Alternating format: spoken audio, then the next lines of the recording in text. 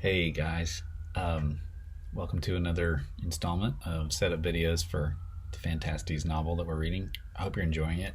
Um, in the next couple chapters, 4 and 5, which is your next reading, things are going to start to get very interesting, and you're going to discover why this novel is called a romance. Okay, so there is a love element. So, as promised, we started that way with Chaucer this year, and this is how we're ending. So I'll try to keep this brief, but there are some really important developments in chapter 3, and then chapters 4 and 5 are going to be big time important for understanding the theme and development of the plot in this novel. So I got more to say about chapter 3 in this installment, and then just a few things to look out for in chapters 4 and 5, and then hopefully I'd love to be able to talk with you next week about chapters 4 and 5 and some of the developments afterwards, because they're really crucial. So again, if you think about it, and you can find time around 1 o'clock on Wednesday next week, we'll have a all juniors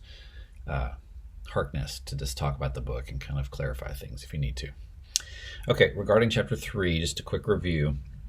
One thing I hope you're noticing is that entering into fairyland isn't really just like it's a little different than Harry Potter going from his little England into the land of Hogwarts through platform 9 3/4, because Anados's consciousness has changed. Like he is connected to the world around him in a deeper way. You'll see, especially I think in 4, maybe 5, he actually says that he feels like he's a part of it in a way that he's not. So it's very natural and kind of a normal frame of mind to think of yourself as a reference point and all the world around you as sort of, kind of like literally centered around you. This is what David Foster Wallace calls the default setting. And it works its way out in all of our little selfish thinkings throughout the day. How we tend to get frustrated at things as though they existed to either please us or not. and it's me, it's everybody. We all operate this way.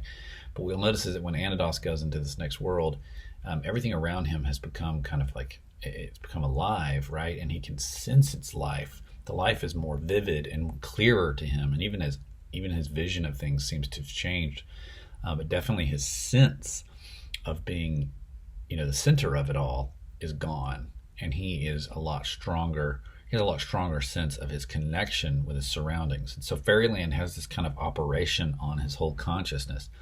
Now, the interesting thing is that when we encounter when you encounter this mother and her daughter, you see that it's still possible to be in Fairyland and not quite get it. And you're going to see this especially later. You'll meet the father of this household, who it turns out doesn't even believe in all of this. So keep this kind of, one of the interesting things is the way MacDonald uses fairyland as an allegory or a metaphor for faith or belief. And so I just, one of the things you'll notice is that the mother says she needs to live on the borders of fairyland. She needs to eat of the food. And she looks at Anados and says, I think you have the same thing. I think you need it too. But she says, education and the operations of your mind have dulled it in you. So it puts us in an interesting place to ask the question, do we need it? Do you and I need to be on the borders of fairyland? And I take this to mean, the sense of the magical, the sense that this world is bigger than you can see. Do you have a need for that or a hunger for that? How has life and all of its demands and distractions, how does it dull your sense of the magical or the wondrous? And I might ask you, what has awakened it? I'm sure that at some point you've been aware of the magic of this life. You've been aware that there is more to it than even you realized. I think of a time when I went to a concert here in Birmingham, in fact, back in the old days of city stages. This is before Sloss Fest. It was an outdoor concert, took place right downtown Birmingham, went bankrupt many years back. My wife and I were at this outdoor festival, and we went to see a jazz band called Bela Fleck and the Flecktones. And they're kind of a weird, avant-garde kind of jazz band. He plays banjo, for example. But they are clearly geniuses. I mean, clearly they have been endowed by God with an almost magical ability to play their instruments. And just sitting, standing on the ground, watching them up on stage, just perform effortlessly on their instruments. No music to look at, no nothing, just all coming, it just seeming to come straight out from inside of them onto their fingers, onto these instruments. I was aware that like these people are from somewhere else. This power that they have isn't, this isn't just, mathematics and science at work, as though mathematics and science weren't magical in themselves. But you know what I mean? Like, I was like, there's something beyond here. There's something further than I can even see, and I'm getting a little glimpse of it here. Through my ears, possibly getting a little echo of fairyland coming in. And so I ask you, have you heard that? Or have you seen it? Has something awakened you to the possibility of magic again? It's a useful little exercise to do right now, and it's also useful to remind us to keep our eyes open, keep our ears open, because there are other reminders out there, right? Okay, lastly, you encountered the story of Percival. He's going to be a key character kind of off and on throughout the book. His armor, we find out, has been kind of rusted and covered in mud. So he's like kind of ugly. He doesn't look like a glorious knight at all. And at this point you need to say why. Like, why is he like that?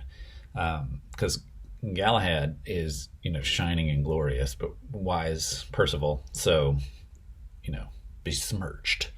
Part of the clue comes that he has recently escaped from what was called a demon lady, probably a witch of some variety. But in escaping from her, Anados reads that Percival fell into the temptations of the alder tree. Okay, now he's already been warned about the alder tree. But remember that when Percival goes to alder tree, she doesn't appear to be a demon. She doesn't appear to be scary. She appears fair or beautiful, and her words are fair and beautiful. And so keep that in mind, because that's really important. Percival, falls for the beauty of the alder tree. So with that in mind, I'll just kind of leave that where it is. It's going to come back up later. In terms of chapters 4 and 5, here are the two things that I want you to be thinking about. First of all, I want you to pay close attention to the ash tree. He's going to show up. He's going to chase Anados. It's very exciting. But toward the end of the chapter, you'll get an explanation for why the ash tree is the way it is. Okay, why does the ash tree behave so viciously, and why is it so evil? And when you hear that explanation, I want you to compare it to Anados's reaction to that first lady he met that came out of the secretary. She started off real small. She grew up very big. And do you remember what he did? He reached out to grasp her. Why? He saw something beautiful, and he felt compelled. He just reached out and grabbed it, to have it, to take it. So what does grasping mean? Why in this book do characters grasp at the things that they see that are beautiful? Okay? And what is that revealing deeper about the soul of a human being? Right? Okay? So that's the first thing. The second thing is the old myth of Pygmalion, told probably not first, but at least in terms of literature, it's one of the earliest tellings is Ovid. It tells the story of Pygmalion. It's been retold by other English poets and even been made into a musical called My Fair Lady.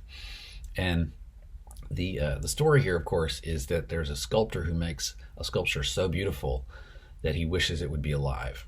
And he kind of falls in love with his own sculpture. He falls in love with the work that he has made and wants it to be his, and prays to the gods. And it has various endings depending on which story you read. So that's an important myth. It's going to sort of be kind of a foundational metaphor for Anados's experience. So keep your eyes open for that, and keep enjoying this book. And again, shoot me emails if you have questions, or come to office hours Tuesday, Wednesday at 1 o'clock, or come to the Harkness on Wednesday and let's talk about it together on Wednesday. All right? Tuesday and Thursday at 1 o'clock is office hours. Wednesday is the Harkness. I hope I said that right. Okay. Bye, guys.